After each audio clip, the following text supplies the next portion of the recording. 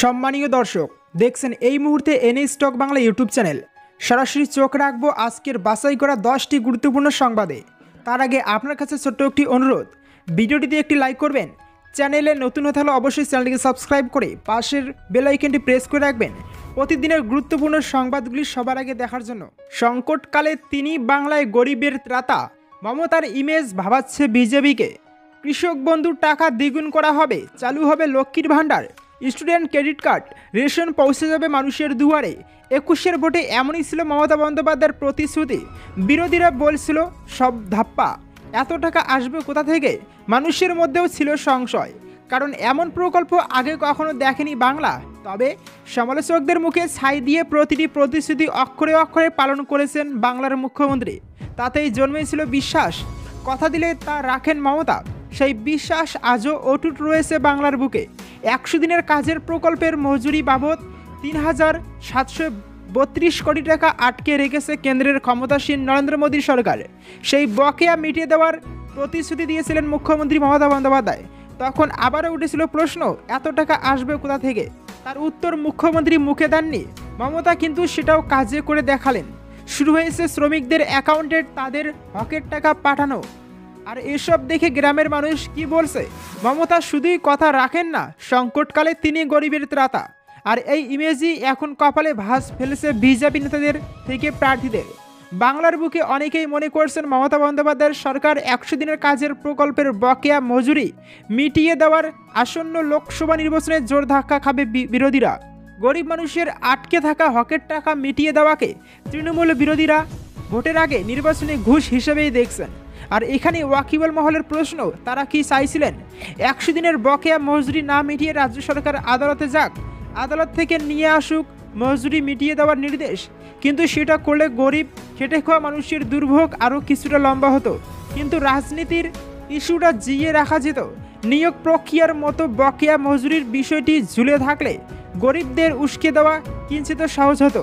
কিন্তু মমতা বন্দ্যোপাধ্যায় বকেয়া মজুরি মিটিয়ে দেওয়ায় সেই রাস্তাটা বন্ধ হয়ে গেল। এভাবে একের পর এক ইস্যু হাতছাড়া হয়ে যাওয়ায় হতাশা ক্রমশ বাড়ছে বিরোধী শিবিরে। শিবরাত্রির সলতের মতো জ্বলছিল সন্দেশখালী। মূল অভিযুক্ত শেখ শাহজাহান গ্রেপ্তার হওয়ায় সেটাও গেল।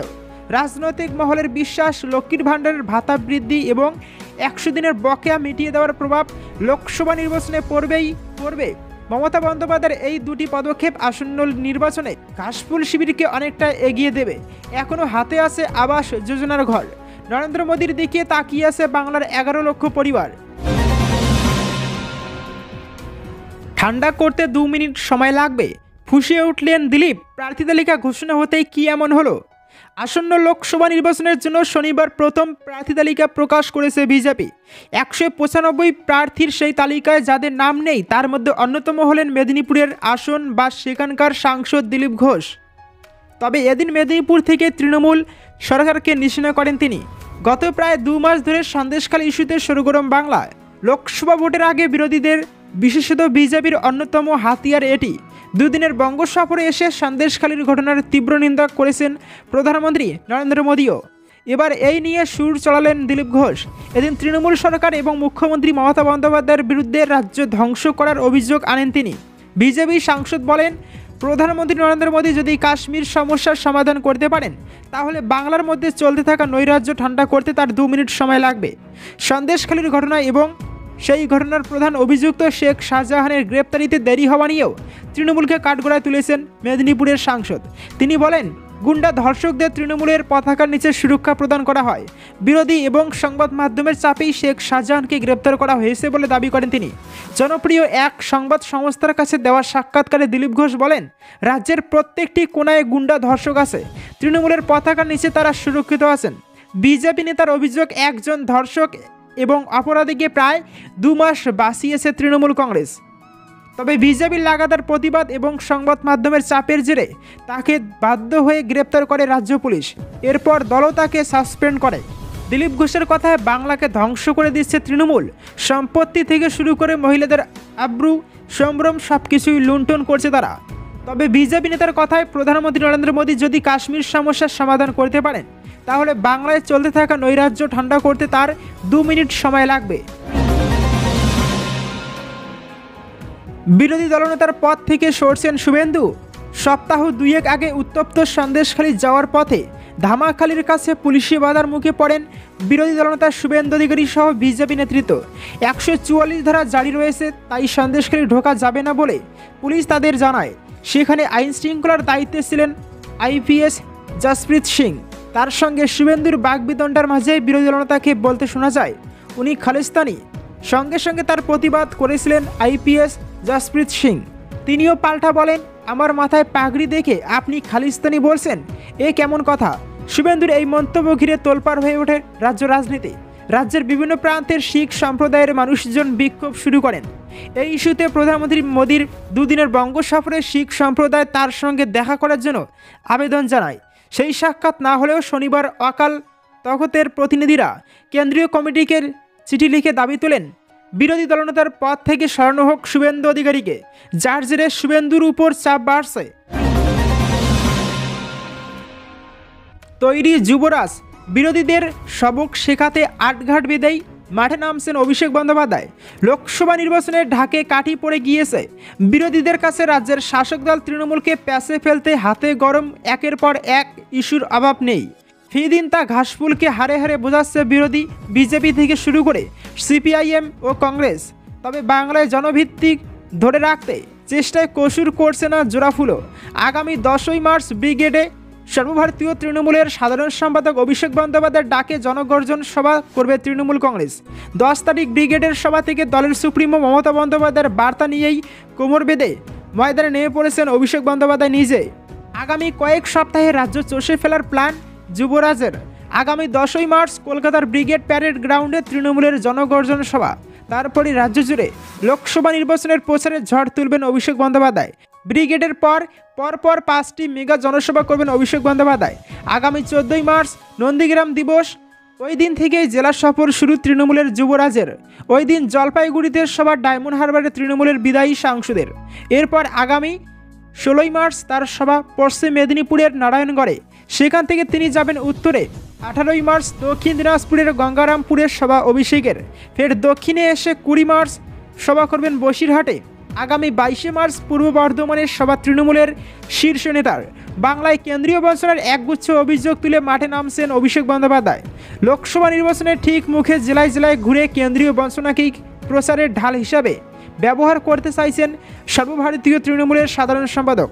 100 দিনের কাজ, আবাস যোজনা, গ্রামীণ সড়ক যোজনা ছাড়াও বিভিন্ন জনকল্যাণমূলক কাজে কেন্দ্রীয় বরাদ্দ আটকে থাকা ইস্যুকেই ঢাল করে এগোতে চাইছে তৃণমূল কংগ্রেস। সৌমেন্দু প্রার্থী হতেই বোমা ফাটালেন বাবা। কাথির ফল আগাম জানিয়ে দিলেন শিশির অধিকারী। সৌমেন্দু 3 লাখ ভোটে জিতবে। ছেলে কাথি লোকসভা কেন্দ্রের প্রার্থী হতেই বোমা ফাটালেন বর্ষীয়ের রাজনীতিবিদ তথা তৃণমূল সাংসদ শিশির অধিকারী। শনিবার সন্ধ্যায় দিল্লিতে সাংবাদিক বৈঠক করে দেশের 195টি আসনের প্রার্থী তালিকা ঘোষণা করা হয়েছে। বাংলার 20 আসনের প্রার্থীর নামও রয়েছে তালিকায়। কাথি লোকসভা কেন্দ্রে বিজেপির প্রার্থী ঘোষিত হয়েছেন অধিকারী পরিবারের সৌমেন্দু অধিকারী। তার আসনে ছেলের প্রার্থী হওয়ার খবরে রীতিমতো খুশি শিশির অধিকারী। বর্ষীয়ান সাংসদ বলেন, আমার মার্জিন টপকে যাবে সৌমেন্দু অধিকারী। 3 লাখ ভোটে জিতবে। কাথি কেন্দ্র থেকে কে বিজেপির হয়ে লড়বেন তা নিয়ে রাজনৈতিক মহলে চাপানুতর ছিলই। ওয়াকিবহাল মহলে বারে বারে সৌমেন্দুর নাম উঠে আসছিল। এবারে সেই নামে পড়ল সিলমোহর।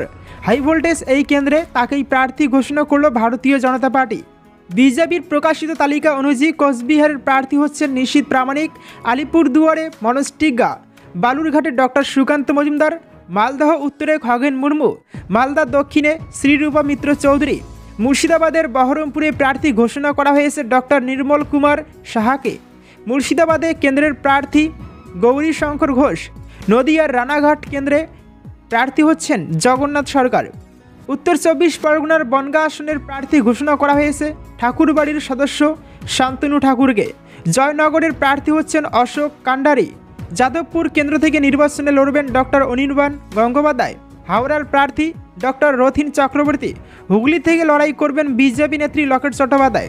কাথি এবং ঘাটাল আসনে রয়েছে চমক, কারণ এবারে ঘাটাল থেকে প্রার্থী হচ্ছেন হিরণময় চট্টোপাধ্যায়। কাথি থেকে নির্বাচনে লড়াই করবেন অধিকারী পরিবারের সদস্য সৌমেন্দু অধিকারী। পুরুলিয়ার প্রার্থী জ্যোতির্ময় সিং মহতো। বাঁকুড়া থেকে প্রার্থী বিজেপির পরিচিত মুখ ডক্টর সুভাষ সরকার, বিষ্ণুপুরের প্রার্থী সৌমিত্র খা, আসানসোলের প্রার্থী শ্রী পবন সিং এবং বোলপুর থেকে নির্বাচনে লড়বেন প্রিয়া সাহা। প্রসঙ্গত, দিল্লি থেকে সাংবাদিক বৈঠক করে আগামী লোকসভা নির্বাচনের 195টি আসনের প্রার্থী ঘোষণা করল গেরুয়া শিবির। সেখানে স্পষ্ট করে দেওয়া হয়েছে বারাণসী আসন থেকে লড়বেন প্রধানমন্ত্রী নরেন্দ্র মোদী। এই আসন থেকে তিনি লড়ে আসছেন, এবারেও সেই আসনেই লড়বেন। কখন যে টিএমসির সঙ্গে কোটি টাকার ডিল হবে ধরতেও পারবেন না। বোলপুরে বিজেপির প্রার্থী ঘোষণাতেই ফুটছেন অনুপম। শনিবার রাতেই সামনে এসেছে বঙ্গ বিজেপির 20 আসনের প্রার্থী তালিকা।